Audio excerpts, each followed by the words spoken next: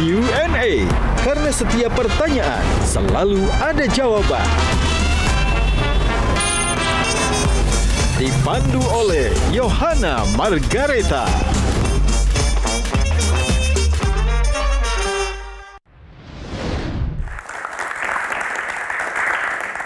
Halo pemirsa, selamat malam. Jumpa lagi bersama saya Yohana Margareta dalam program spesial Metro TV kali ini Q&A. Karena setiap pertanyaan selalu ada jawaban. Tepuk tangannya dong. Nah, seperti biasa pemirsa, Q&A kali ini kembali menghadirkan bintang tamu yang inspiratif. Sosok yang satu ini dulu lantang di lapangan dan kini tangguh di kursi kementerian. Dulu sibuk berorasi, kini fokus pada misi koperasi. Kita akan ulik perjalanannya yang penuh nyali dari seorang politisi hingga jadi eksekutor sejati. Apakah semua programnya sudah berjalan dengan penuh arti atau masih ada tantangan yang belum terlewati? Bersiaplah karena malam ini kita akan melihat sisi lain Bapak Menteri yang lebih personal, aktual dan tentu saja well. Inilah Q&A. Very well, Juliantono. Langsung saja kita sambut Pak Ferry, Menteri Koperasi Republik Indonesia. Silakan Pak. Lama banget saya ketemu. Siap. Selamat malam, Pak. Very well sekali malam ini. Iya, ya nggak teman-teman? Tepuk tangan juga untuk panelis kita. Ada Kang Maman, Pak Menteri. Ada Mas Adi Prayitno. Dan ada jurnalis senior Metro TV, Bung Jono Bosco. Dan teman-teman mahasiswa, tepuk tangan juga. Pak, jadi di Q&A ini spesial. Sebelum Bapak nanti berkenan untuk duduk di singgasananya, ada beberapa pertanyaan yang harus dijawab dengan cepat, tidak boleh ada jeda. Oke, yang pertama, kopi hitam atau teh manis? Kopi hitam. Rapat serius atau ngobrol santai? Serius tapi santai. Oh, menteri atau aktivis? Menteri tapi tetap nilai-nilai aktivisnya tetap dibawa. Oke, kritik pedas atau pujian manis? Kritik pedas. Tekanan politik atau tekanan publik? Tekanan publik. Dalam satu kata, koperasi itu Adil. adil. Main sama cucu atau bengong di depan kolam renang, Pak? Aduh, main sama cucu. Oke, tepuk tangan untuk Pak Menteri, silakan. Dulu kan Bapak Ferry ini seorang aktivis dan juga pernah dipenjara pada tahun 2008, Pak. Ya. Nah, Bapak menanggapi ini sebagai sebuah catatan hitam atau bagian dari sebuah perjuangan yang membawa Bapak sampai ke titik ini? Kalau waktu mahasiswa memang saya kuliah S1 di Universitas Padjadjaran, Bandung. Aktivitas politik pertama kali sebagai demonstran. Setelah lulus, kemudian saya berkecimpung di lembaga swadaya masyarakat. Kemudian pada saat reformasi saya bersama teman-teman mendirikan Serikat Buruh tahun 2000, bahkan pernah mewakili Serikat Buruh Pekerja di Indonesia untuk mengikuti konvensi ILO di Jenewa. Kemudian setelah itu saya aktif mendirikan organisasi petani, Dewan Tani Indonesia, dan kemudian bersama Pak Riza Ramli dan beberapa ekonom-ekonom dan tokoh-tokoh pada saat itu mendirikan Komite Bangkit Indonesia untuk kita ingin meluruskan lagi sebenarnya sistem praktek dan ekonomi Indonesia supaya tidak terlalu neoliberal pada saat itu. Dan pada pertengahan tahun 2008 ada peristiwa kenaikan harga BBM, kemudian terjadi protes masyarakat. Nah, kemudian saya dianggap sebagai pihak yang ikut bertanggung jawab menggalang demonstrasi di berbagai daerah di Indonesia. Jadi catatan CV sebagai aktivis dan organisasinya panjang ya Pak ya? Nah, ditahan, di penjara selama setahun. Itu sebagai catatan hitam yang membekas atau bagian itu indah dari konsekuensi dari perjuangan. Sebenarnya apa yang sekarang kami dipercaya itu tidak lepas dari sebenarnya benang merah juga. Kebetulan Pak Prabowo dengan saya punya interaksi lama ketika Pak Prabowo menjadi Ketua Umum HKTI. Saya di organisasi Dewan Tani Indonesia, sering kami bertemu, diskusi. Kemudian Pak Prabowo pun waktu menjadi Ketua Dewan Pembina Inkut, bahkan sampai sekarang saya menjadi Sekretaris Dewan Pembina Inkut. Jadi Inkut itu Induk Koperasi Unit Desa. Jadi koperasi itu sebenarnya bukan barang baru bagi kami Bapak dan bagi saya juga. dan pernah saya aktif di Dewan Koperasi Indonesia juga, sehingga amanah ini rasanya dengan ditambah pengalaman dan kemudian teori dan referensi yang kami pelajari, mudah-mudahan bisa memberikan yang terbaik. Kita mau cross check dulu untuk ke sesama aktivis, Mas Adi mungkin mengawali sesi pertama dari panelis kita. Pak Menteri, saya melihat perjalanannya ini kan cukup berliku dan mendaki. Apa yang kemudian membuat Pak Ferry itu sebagai sosok pribadi yang selalu kuat? Ada tidak yang kemudian bisa kita share ke kita-kita, anak muda dan adik-adik mahasiswa, bahwa perjalanan hidup itu kadang mendaki, kadang berliku, mungkin juga jalanan yang ditempuh itu banyak licin kanan kiri, Pak. Buku-buku pengalaman waktu jadi mahasiswa membekas terus. Dan apalagi ditambah sepi dan sunyinya serta dinginnya di balik jeruji besi itu membuat ngendap di bawah sadar saya kelihatannya untuk tetap harus kukuh terhadap ide perjuangan, cita-cita perjuangan itu. Dan kemudian kita mencoba misalkan menjadi calon legislatif, kemudian gagal. Cuma memang pada saat waktu pencalekan pertama di Partai Gerindra itu, saya memang berbarengan waktunya dengan saya jadi ketua Gerindra di Jawa Barat. Saya harus berkeliling di 27 kabupaten kota, karena pada saat itu Partai Gerindra juga belum seperti sebesar sekarang itu, sehingga banyak waktu yang saya habiskan karena ada tanggung jawab saya sebagai ketua Gerindra di Jawa Barat. Dan kemudian ya tetap kuat. Saya juga belajar juga dari semangat Pak Prabowo Subianto yang terus bertekad kuat untuk tetap, kemudian meskipun kalah beberapa kali, tapi beliau memperlihatkan, memberi teladan kepada kami tentang perlunya konsistensi dan inilah sikap yang untuk tidak mudah menyerah dan gitu. Jadi saya terus pernah menjadi calon gubernur Jawa Tengah, tapi kemudian karena satu dan lain hal saya kemudian tidak dicalonkan oleh Partai Gerindra, maju terus. Tadi sempat gagal-gagal di posisi dan jabatan tertentu, sekarang jadi menteri, apakah sudah cukup memuaskan dan apakah ini yang Bapak harapkan? Saya mendapatkan kesempatan yang saya anggap mulia karena dalam posisi sebagai Menteri Koperasi ini, pertama saya bisa, tentu ini arahan Bapak Presiden yang punya kepedulian pemihakan terhadap koperasi, saya berkesempatan untuk ikut sedikit banyaknya menerjemahkan gagasan dan keinginan Bapak Presiden untuk menghidupkan kembali koperasi yang dulu oleh para founding fathers kita dan para tokoh-tokoh kita adalah merupakan soko guru perekonomian nasional, mainstream perekonomian nasional atau sebagai arus utama perekonomian nasional. Nah, itulah kemudian ini menjadi mulia karena melanjutkan cita-cita para founding fathers dan tokoh-tokoh pendiri republik dan tokoh-tokoh yang concern terhadap koperasi. Dan kemudian dengan koperasi ini menjadi instrumen yang bagi saya, kalau ini berhasil, contoh koperasi Desa Kelurahan Merah Putih, kalau ini sukses bisa bermanfaat bukan hanya untuk anggota koperasi tapi juga bermanfaat buat masyarakat, akan banyak sekali orang masyarakat yang terbebas pertama dari praktek rentenir, jeratan hutang, jeratan pinjaman online, kemudian kita bisa menyediakan barang-barang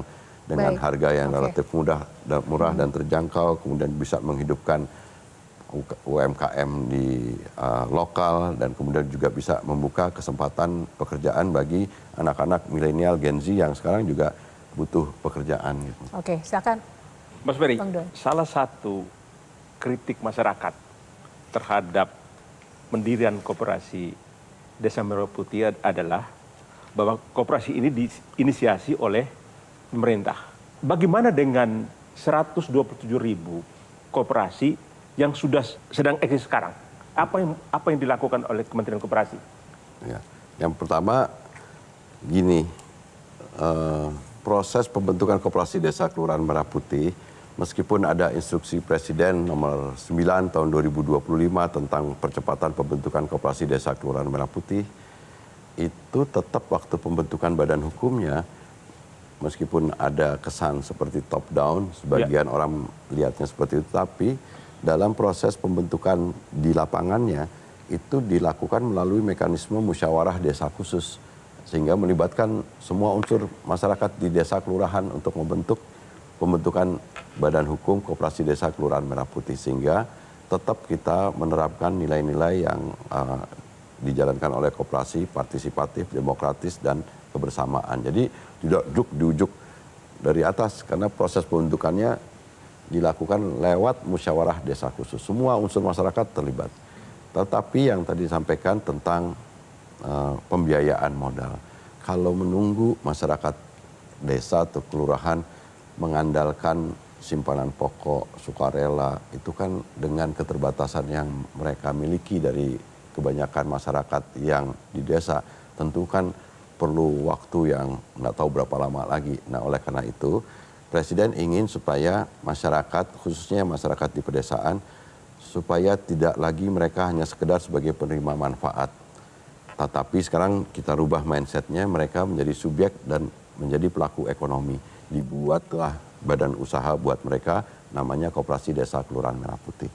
Dan mereka juga tidak boleh lagi hanya sekedar menjadi nasabah menjadi bank umum, bank BUMN atau swasta, tapi mereka dibukakan akses permodalan, sehingga dibuatlah akses permodalan bagi setiap koperasi desa Kelurahan Merah Putih senilai 3 miliar, yang 3 miliar itu terdiri dari bangunan fisik, gudang gerai dan alat kelengkapannya, kemudian barangnya, dan juga termasuk kelengkapan. Di dalamnya juga disediakan nanti truk, pickup, dan motor untuk memperlancar arus mobilitas barang dari desa keluar maupun dari luar ke desa tersebut. Jadi memang ada intervensi pemerintah. Itu menurut pendapat kami adalah sesuatu yang ingin dibuktikan oleh kepemimpinan Pak Prabowo Subianto, bahwa tidak bisa lagi rakyat itu dibiarkan bersaing dengan pelaku pasar yang ukurannya lebih besar lagi. Harus dibukakan akses yang sama, yang tadi saya bilang adil. Koperasi yang ada memang kita review nih sekarang oleh Kementerian Koperasi, sehingga nanti kita akan buat klaster-klaster yang misalkan contoh di beberapa provinsi itu koperasi existing yang kuat itu. Baik. Itu ada koperasi yang kegiatannya di perkreditan, penyediaan keuangan untuk mikro. Nah, kegiatan di Koperasi Desa Kelurahan Merah Putih itu kan selain jual barang, subsidi pokok dan sehari-hari, juga menyediakan gerai obat dan klinik desa, itu juga ada lembaga keuangan mikro. Presiden bahkan sudah memerintahkan dan menyampaikan bahwa rakyat sekarang harus diberikan pembiayaan dengan suku bunga yang relatif rendah.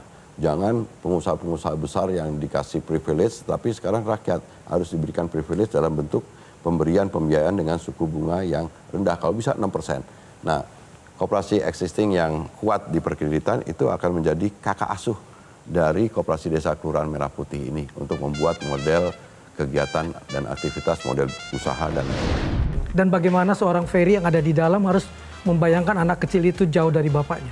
Saya melihat Kopdes itu agak sedikit berbeda dengan Warung Madura 24 jam.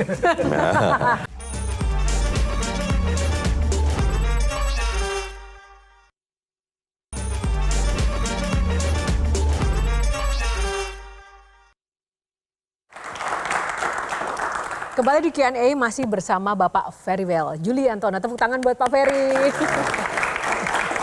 Tadi banyak sekali uraian dan penjelasan tentang maksud baik dari Koperasi Merah Putih, Pak. Tapi di luaran sana kami juga memantau dan juga mencatat banyak juga keraguan-keraguan masyarakat tentang eksistensi koperasi ini. Bagaimana Bapak secara psikologi menghadapi tantangan keraguan publik ini, Pak, untuk menjalankan program itu?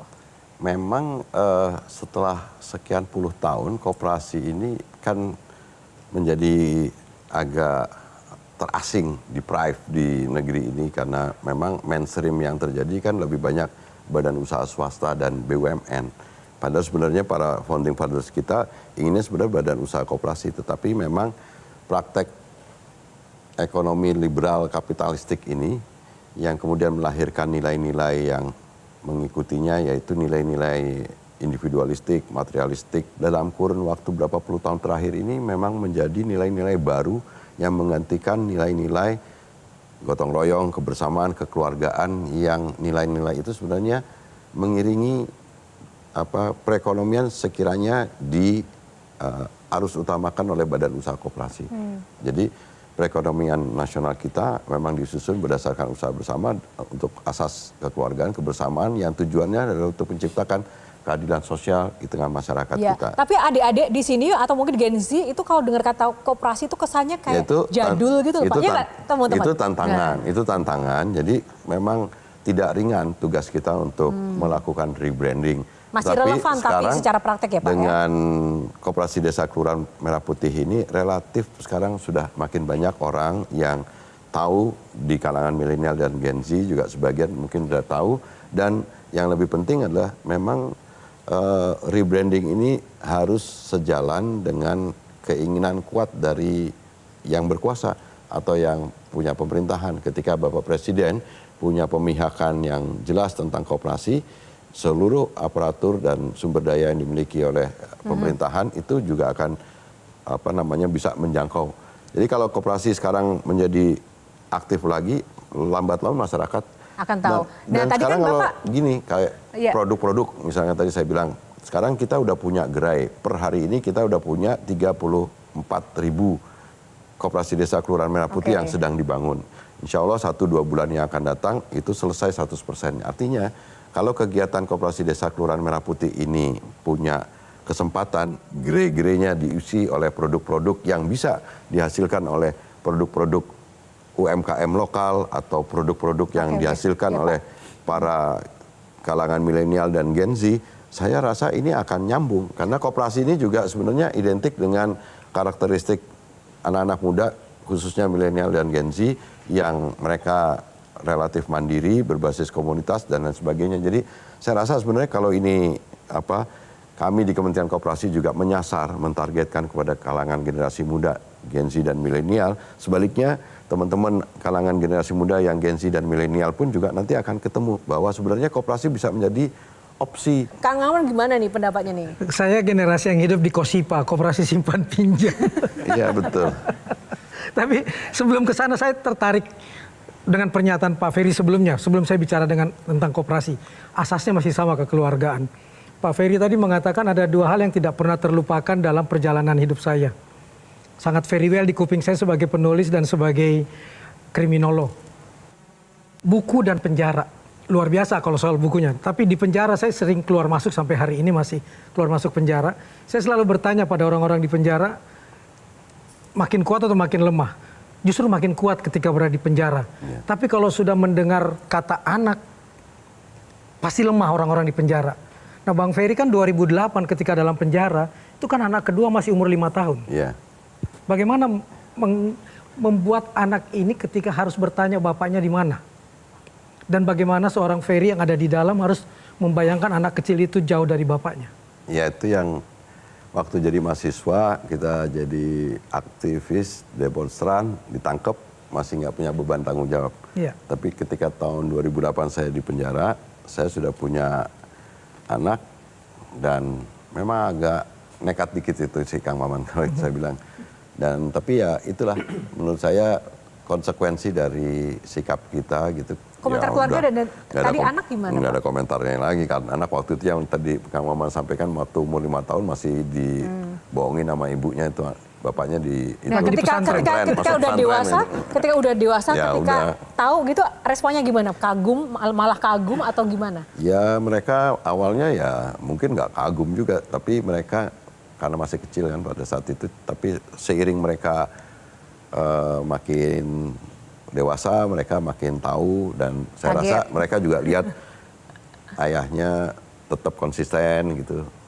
Sebelum di pemerintahan ataupun sampai dengan di pemerintahan sekarang, insya Allah mudah-mudahan bisa tetap konsisten gitu. Salah satu kunci suksesnya koperasi yang akan dibangun ini adalah menyaingi dan mengalahkan minimarket yang sudah ada. Salah satu kegiatannya memang ada gerai atau yang akan dikelola oleh secara retail modern.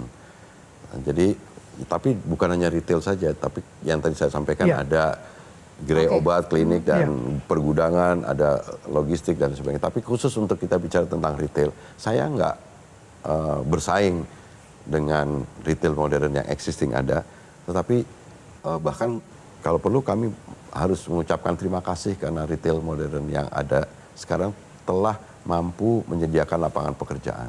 Tetapi sorry, jangan ekspansi ke desa.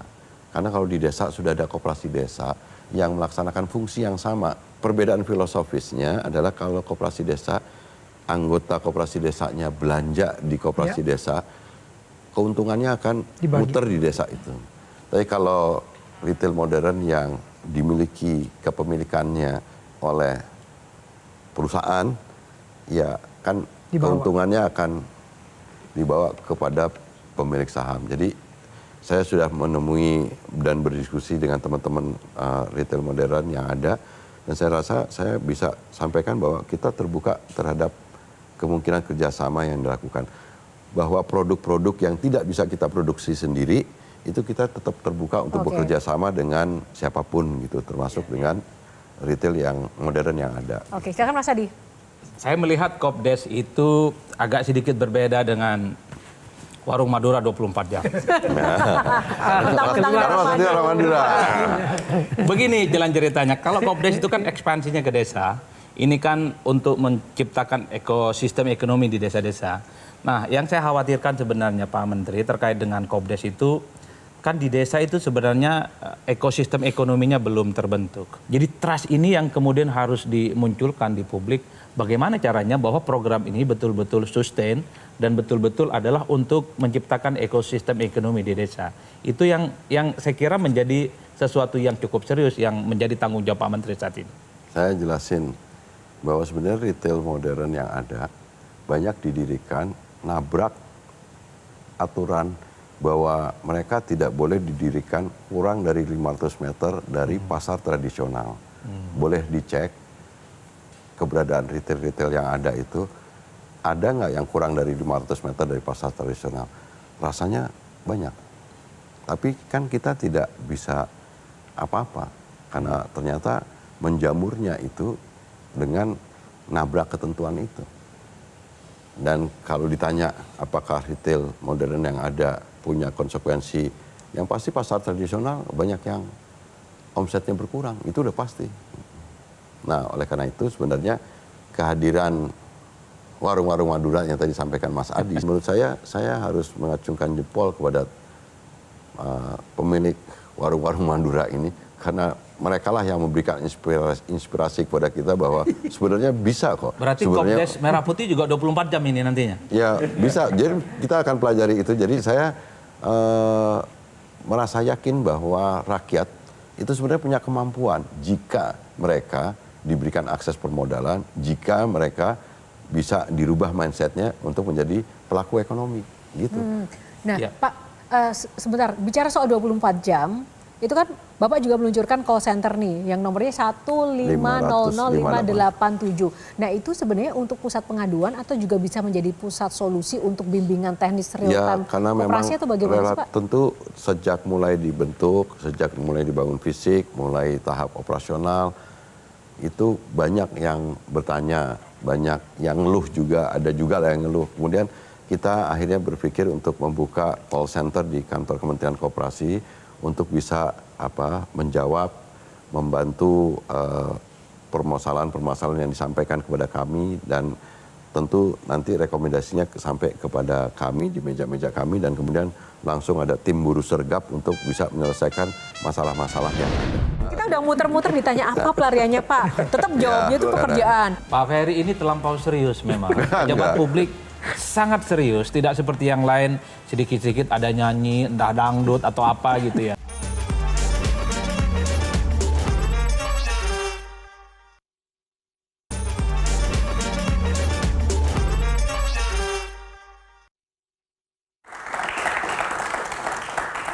Nah, masih bersama Pak Ferry. Pak, dulu kan Bapak sebagai aktivis itu kan suka mengkritik. Nah, sekarang itu sering dikritik dong, khususnya oleh netizen. Karena tadi di awal kan saya sempat menanyakan lebih menantang tantangan dari internal atau publik begitu ya. Bapak bilang publik. Kenapa Pak? Bapak takut sama netizen Pak? Enggak, kan sekarang udah eranya sosial media. Era sosial media itu publik kan. Dan menurut saya banyak yang sebagian memang menjadi masukan bagi kami juga, tapi sebagian juga ada yang kadang-kadang dipotong-potong yang kurang Nah itu pas Bapak gitu. gimana? Kan Ya sekarang ya banyak tamu kita tuh ada yang baper, ada yang enggak sih. Kalau Bapak gimana? nggak baper sih, saya baper ya, nikmati santai aja. Tapi yang penting yang konstruktif, yang harus kita jadikan masukan yang bermanfaat ya kita harus lakukan gitu aja. Bapak mengelola media sosial sendiri atau dikelola admin, Pak? Ada yang sendiri, ada yang sekarang karena kesibukan dong pasti dibantu juga teman-teman. Bang Ferry, kegiatan apa yang, kan ini pekerjaan berat sekali di koperasi, sangat berat. Sebagai pelarian tuh Bang Ferry ngapain itu? Media sosial Benar, serius benar. melulu. Instagramnya nggak ada liburnya. Ya kalau terus terang ini memang program yang menurut pendapat saya tidak didahului oleh naskah akademik. Tapi sudah ada roadmap-nya yang dibuat oleh para founding fathers dan tokoh-tokoh kita. Jadi sebenarnya kita tinggal jalanin itu. Gitu. Jadi ini enteng atau benar kata tidak Bang? ringan, Tidak tidak ringan. boleh sekarang mengatakan berat. Harus Oke. dianggap ini indahnya perjuangan. Nah, Makanya pelariannya ya terus terang udah agak kurang sempat. Jadi akhirnya banyak sebenarnya baca buku-buku lama yang itu. Tetap di luar pekerjaan pelariannya baca buku, Pak? Ya karena referensinya memang referensi yang tahun di 47 sampai dengan 5961 itu plek gitu. Jadi dan perlu ngobrol dengan berbagai pihak, BUMN, dengan Santainya kementerian. beliau beda, Baca buku. Bang John. Baca buku. Kan baca buku koperasi gitu. Enggak, tapi ini gini prakteknya. Jadi misalkan ada desa yang nggak ada listriknya. Akhirnya saya bertemu dengan misalkan pihak PLN, bertemu dengan pihak Pertamina New and Renewable Energy, kemudian mencarikan solusi bagaimana supaya desa yang belum ada listriknya itu bisa dicarikan solusinya, mendirikan pembangkit listrik tenaga surya skala mini yang 0,5 mega, yang nggak usah banyak regulasi tapi bisa membantu mereka bisa punya energi. Itu hiburan Bapak begitu ya, Pak? Bukan ngulik, tapi ya maksudnya bukan hiburan kalau. Tapi ini kan melekat tanggung jawab itu yang nggak bisa kita. Iya, tapi dari penjelasan tadi kayaknya nggak ada waktu istirahatnya kan? Ada. Kan kita udah muter-muter ditanya apa pelariannya, Pak. Tetap jawabnya itu pekerjaan. Nggak pernah main atau olahraga, Pak? Tidak. Baca Tapi buku. ngobrol, baca Misalnya buku. main padel gitu. Nah itu enggak ya, Pak? ya? Kan Suka nggak Pak olahraga? Pak Ferry ini terlampau serius memang. Pejabat publik sangat serius, tidak seperti yang lain sedikit-sedikit ada nyanyi, entah dangdut atau apa gitu ya. Kan sebenarnya ada sisi humanitas yang ingin kita ketahui sebenarnya dari seorang Pak Menteri yang dulunya aktivis ini. Masa nggak ada rileks-rileksnya renang itu mendaki. Ya bareng, kopi Pak. masih lah. Tapi saya nggak yakin nggak romantis. Seorang demonstran kan berhadapannya sama polisi kan di lapangan, tapi malah bisa menaklukkan anak polisi. Nah ini dia. Dan pacaran cuma 6 bulan langsung nikah. Gombalannya gimana sih seorang Ferry Julianto? Nah, ayo Pak, buka-bukaan pada kami. Ada cerita menarik. Jadi waktu saya di penjara, mertua saya meninggal. Dan kebetulan dimakamkan di Taman Makam Pahlawan Nasional. Jadi seluruh perwira di Mabes Polri karena ada upacara militernya, jadi datang. Kebetulan rumah dukanya di rumah saya. Jadi agak kaget semua Kok orang bisa pada rumah saat dukanya di rumah Bapak? karena mantu kesayangan kan kali gitu. Oh, oke. Jadi mungkin karena lokasi dan diantaranya lebih pas di tengah-tengah, jadi kebetulan rumah saya yang dijadikan rumah duka. Nah pada saat itu karena ada upacara militernya, karena mau dimakamkan di Kalibata, jadi banyak perwira tinggi yang dari Mabes datang dan begitu tahu bahwa rumah almarhum itu ternyata rumah yang Narapidana. sekarang di penjara di Mabes Polri. Jadi pada saat itu saya minta bisa keluar dari penjara karena ada berita duka itu, tapi alhamdulillah nggak dapat izin keluar dari penjara. Tapi kemudian antara tamu yang datang untuk melayat sama kendaraan taktis untuk Ngawal. jangan-jangan saya dapat izin gitu, jadi campur, jadi penuh antara yang datang melayat perwira tinggi yang mau datang ke upacara militer di Taman Makam Pahlawan dengan yang mengantisipasi kalau sekiranya saya dapat izin keluar dari penjara untuk melayat. Jadi itu Itu kan udah jadi mantu. Tadi pertanyaan Kang Maman, sebelum jadi mantu itu gimana ngerayunya? Kok bisa menaklukkan hati putri seorang perwira? Nah itu gimana Pak? Ya itu ya ini aja kebetulan berjodoh dan Ketemunya di mana Pak? Ketemu kan aktivis Pak. dikenalkan oleh teman dan kemudian memang apa namanya kita latar belakang yang beda. Dia landscape, arsitektur landscape dan saya kemudian berada jadi aktivis segala macam, gaji kadang-kadang nggak ada, ya nggak segala macam, duit Ketemunya di pas-pasan, mana? ya dikenalin temen, tapi ya mungkin ngelihat ketulusan saya. Waduh. Tapi anyway saya dulu pernah punya hobi sebenarnya yang sekarang nggak banyak saya kerjain gitu. Apa Pak? Saya tuh dari kecil tuh seneng gambar, Oh gambar. diajari oleh orang tua Gambar saya, apa, Pak? terutama bapak saya. Kemudian saya kecil TK, SD itu sering ngirim gambar, lukisan ke majalah Bobo dan berapa kali dimuat di majalah Bobo. Dan saya SMP itu saya ikut pelajaran melukis PAUK di Kebayoran sini di Jakarta. Tapi setelah itu hilang. Kebiasaan dan hobi menggambar itu ada hubungan dengan bisa menjadi senjata meluluhkan hati sang istri nggak? Enggak juga waktu itu, tapi ya ini kan jadi ada mengalir jiwa seninya juga. Jadi mungkin seninya itulah yang mungkin membawa itu. Jadi kayak Mas Adi juga ada seninya juga. Jadi dia itu. Enggak, kalau Pak Menteri ini hidupnya gampang sekali. Ujung-ujungnya takdir Allah sudah hujan. Oke, nah sebagai takdir pada malam ini kan Bapak sendiri tadi menyampaikan Bapak jago sketsa dan menggambar. Rasanya nggak afdol dong ya. Jadi monggo Pak silakan. Aduh. Menggambar. Aduh. Nah, oke. Gambar apa aja lah ya. Oke, boleh. Susah. Mungkin teman-teman boleh silakan. Ini proses dari Pak Ferry menggambar. pasti Butuh waktu gedung berapa kompleks. lama Pak ketika harus menggambar sebuah sketsa? Ya nggak tergantung sih. Bapak itu menggambar manusia atau menggambar? Hewan yang gampang aja. Ya Bapak.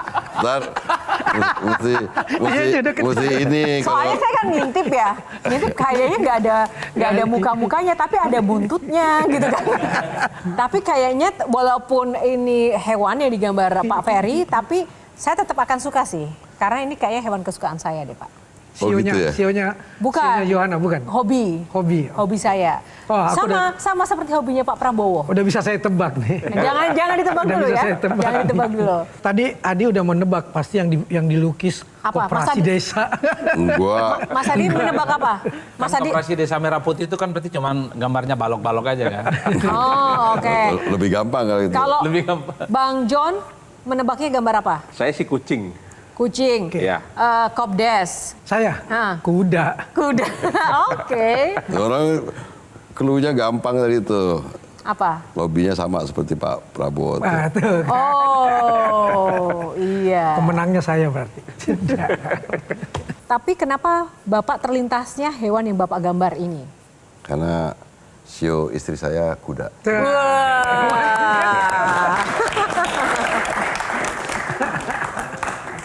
Udah ya. Kita tunjukkan pemirsa Wah, secuplik ini. sketsa dari. keren. Lihat Bang. Bisa nggak? Aduh. Waduh. Kuda putih atau kuda hitam nih nanti jadinya Pak? Kuda liar. Kuda liar. Oke. Baik, tepuk tangan sekali lagi. Yes. Joana nih ada aja tuh buat Joana tuh. Aduh, Pak, terima kasih ya Pak. Sekali Hobinya lagi ini Yohana. adalah hobi saya Pak, berkuda. Jadi sampaikan sama Pak Prabowo, siapa tahu nanti bisa berkuda bersama saya. Iwan Fals menggambarkan dengan sangat tepat kerinduan seorang sosok seperti Bung Hatta. Sebaik aja, Bapak kan suka rock and roll juga nih Pak. Kita semua di sini suka rock and roll. Rolling Stone.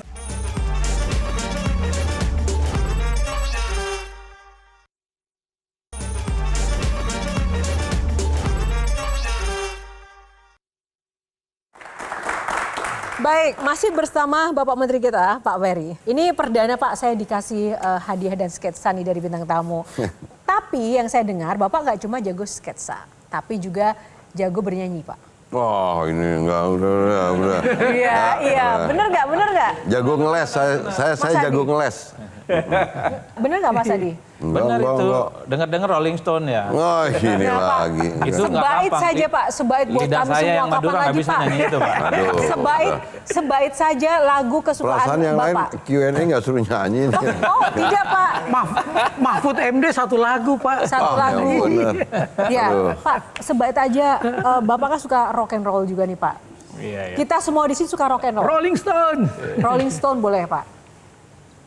Tergambar wajahmu, terbayang hasratmu, terbayang jelas jiwa sederhanamu. Lagu Bung Hatta karya Iwan Fals. Kenapa bukan Sarjana Muda lagu itu? iya. Kenapa bukan Sarjana Muda? Bongkar lebih cocok. Jadi karena Bapak koperasi kita Bung Hatta, jadi itu yang diingat. Iya, saya rasa Iwan Fals menggambarkan dengan sangat tepat kerinduan seorang sosok seperti Bung Hatta yang sederhana dan pikiran besarnya tentang koperasi, dan Bung Hatta juga merupakan proklamator bersama Soekarno yang tentu itu menjadi sesuatu yang sekarang langka.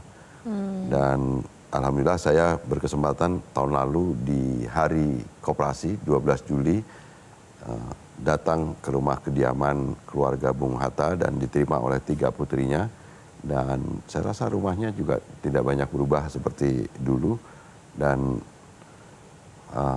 banyak pelajaran yang dapat kita ambil dari sosok Bung Hatta dan keluarganya yang masih tetap sederhana dan tetap punya kepedulian, dan besar harapannya koperasi di bawah Presiden Prabowo Subianto ini bisa kembali seperti yang diinginkan oleh almarhum orang tua mereka Bung Hatta. Pak Ferry memang sangat filosofis ya, apapun pertanyaannya selalu tentang koperasi. Sepertinya memang mendarah daging sekali Bapak koperasi kita ini. Mungkin Om Jen atau Mas Adi. Bicara tentang koperasi itu sebenarnya secara filosofis ini kan ide populisme. Ide-ide yang memang pro dengan rakyat. Jadi sangat make sense sebenarnya dari pernyataan Pak Menteri sejak awal. Sekalipun menteri tapi jiwanya aktivis. Aktivis itu kakinya nyentuh ke bawah. Tapi begini Pak Menteri, tugas terbesarnya adalah yang mungkin kita bayangkan, apa yang tekad penting yang harus dilakukan oleh Pak Menteri mewakili pemerintah. Karena di desa per hari ini pun sebenarnya budayanya adalah budaya pop. Kalau mau jajannya pun juga di retail-retail modern. Itu yang saya kira untuk mengubah paradigma, untuk menjadikan koperasi Desa Merah Putih sebagai ekosistem utama, siklus untuk memutar mata rantai ekonomi yang berdenyut, itu tentu saja bukan perkara gampang. Nah, apalagi pada saat yang bersamaan bicara tentang desa, Kopdes itu memang kalau simpan dan pinjam, saya khawatir banyak minjamnya ketimbang simpannya. Kan itu yang kemudian dikhawatirkan oleh publik. Di kampung saya beberapa waktu yang lalu belum ada Kopdesnya, sudah mau minjam duit 200 juta Pak. Itu kan nggak gampang. Sementara ditanya kapan mau nyimpan, nanti kalau ada untung katanya. Nah ini kan tantangan-tantangan yang tidak mudah sebenarnya, yang tentu dilihat oleh kita yang dari jauh. Bagaimana niat baik, ide-ide populisme ini betul-betul yang menciptakan ekosistem yang betul-betul memberdayakan masyarakat, bukan justru sebaliknya. Memang antara gagasan besar dengan pendekatan teknokratis untuk mengimplementasi di lapangan itu harus berjalan beriringan.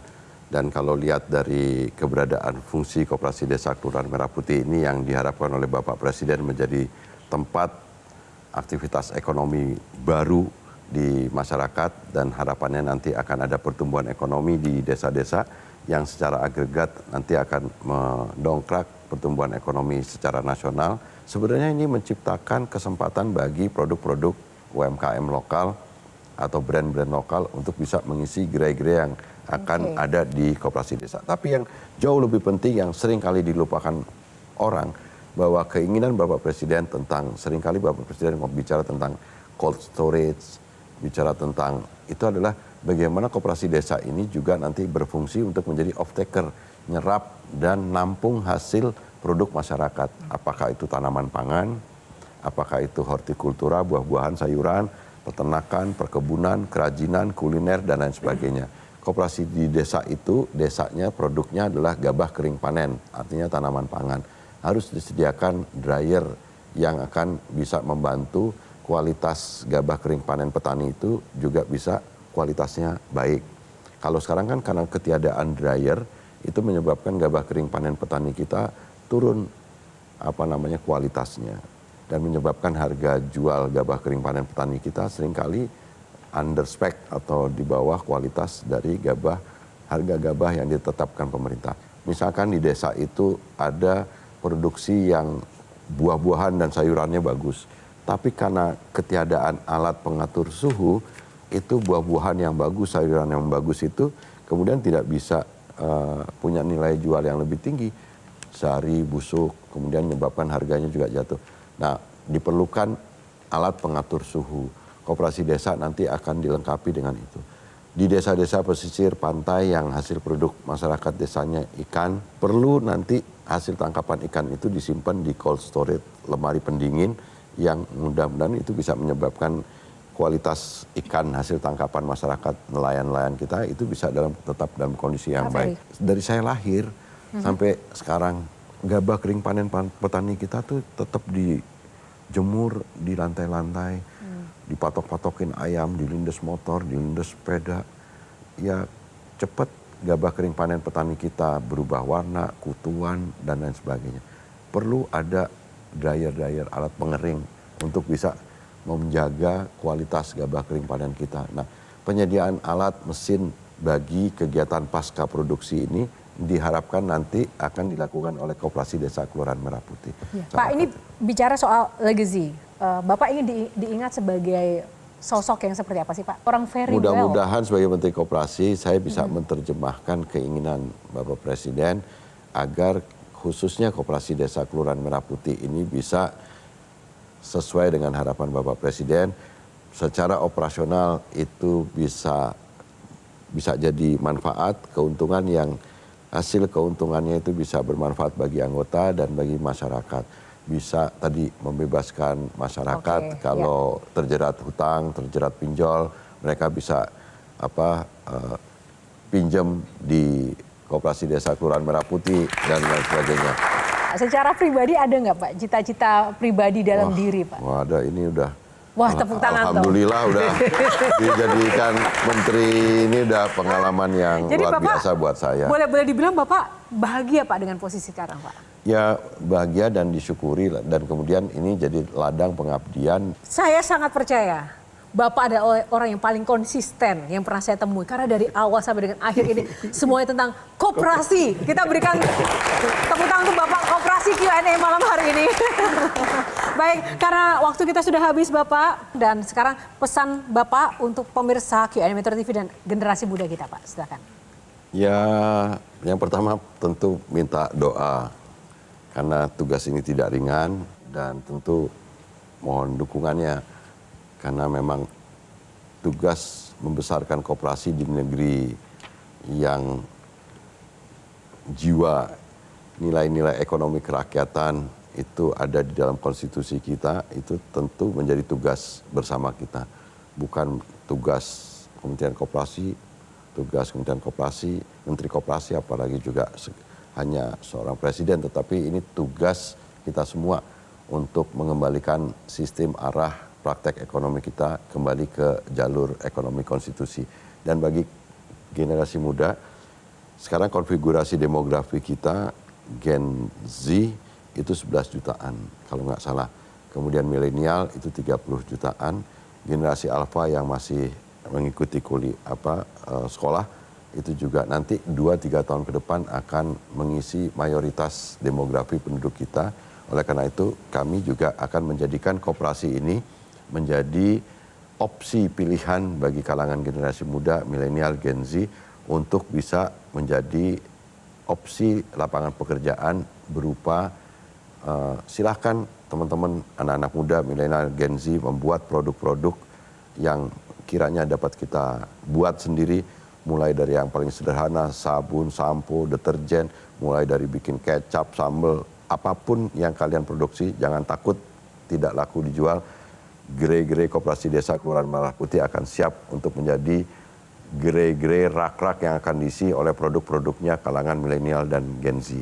Dan kemudian juga bagi kalangan anak-anak muda, milenial dan Gen Z yang ada di daerah-daerah, khususnya di daerah pedesaan, kalian jangan takut untuk berproduksi, karena nanti Koperasi Desa Kelurahan Merah Putih akan nampung hasil produk kalangan generasi muda, Gen Z dan milenial yang ada di desa-desa. Jadi perkotaan, perdesaan nanti akan terpecahkan masalahnya. Amin. Semangat baru ya adik-adik ya. Oke, terima kasih. Ada inspirasi baru malam ini? Ada. Terima kasih, tepuk tangan untuk Pak Ferry. Terima kasih Pak. Terima kasih Joanna. Dan pemirsa, tentu saja episode kali ini harus segera berakhir. Waktu kita sudah habis. Semoga dapat memberikan inspirasi dan juga menambah pengetahuan baru bagi Anda yang menonton dan menyaksikan pada malam hari ini. Atas nama kru yang bertugas, saya Yohana Margareta undur diri. Terima kasih atas kebersamaan Anda. Kami pamit dulu karena setiap pertanyaan selalu ada jawaban. Sampai jumpa lagi. Bapak, terima kasih Pak.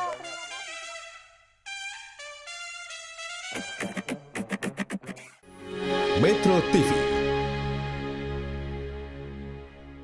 Jelajahi cara baru mendapatkan informasi. Download Metro TV Extend sekarang.